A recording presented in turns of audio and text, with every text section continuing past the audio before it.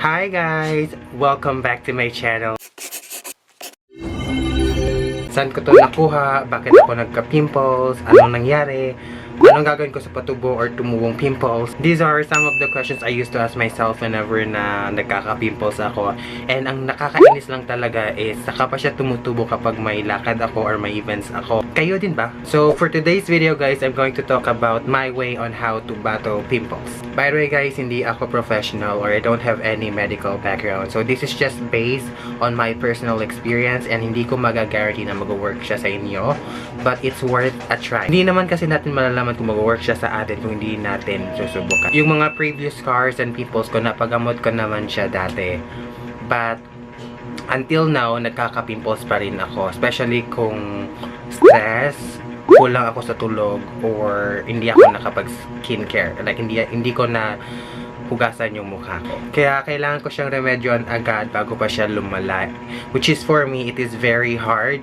Kasi ang dami ko nang nasubukan na gamot or products pero hindi siya nag-work sa akin. Na-try ko na yung pimple patches, cream, oil, gel, pero itong mga products na to hindi siya nag-work sa akin. So, dito na papasok ang product na ginagamit ko ngayon para tulungan akong i-dry out ang pimples ko. Medyo matagal ko na siyang ginagamit kasi effective siya sa akin. It is a soap owned by a Filipino company pero known sila globally. Yes, ito ay ang Flawlessly. So, here's how the box looks like. So, sa front face niya nakalagay yung product name which is ang Flawlessly You. And nakalagay dito face and body beauty soap. And then yung mga information like additional information ng product such as directions, ingredients, and dermatology tested siya. So may different sizes and variants pala siya guys. So ang meron ako ngayon is yung pinakamalaki I think.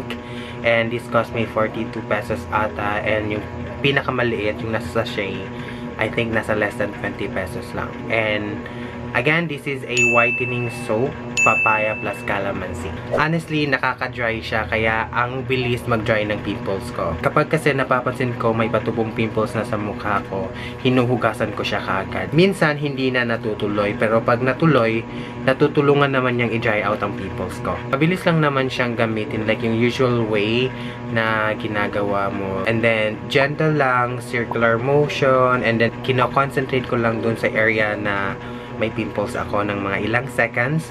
And then ginagawa ko to siya twice a day since twice a day din naman ako naguhugas ng mukha. By the way guys, kung ayaw nyo ng drying sa skin, meron silang bagong variant ngayon which is yung more moisturized.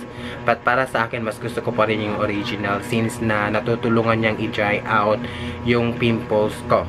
And since meron naman akong moisturizer na ginagamit, yun na lang yung backup ko kapag masyadong dry yung skin ko. Love na love ko talaga ang sabon na ito guys kasi kahit hindi naman niya kiniklaim na nakakagamot siya ng pimples, but this product or this soap is doing it. Totoo nga talaga yung mga sinasabi nila na may sabon or product talaga na babagay sa skin nyo and it's for keeps talaga. Good thing talaga nahanap ko na yung product or yung sabon na babagay sa skin ko. Aside sa effective naman siya sa akin, mura pa and hindi siya mahirap hanapin. And that is it for this video guys. I hope I help you in some way and you like the video, and please show some love. Please subscribe to my YouTube channel. Thank you so much for watching and you have a wonderful day. Bye for now.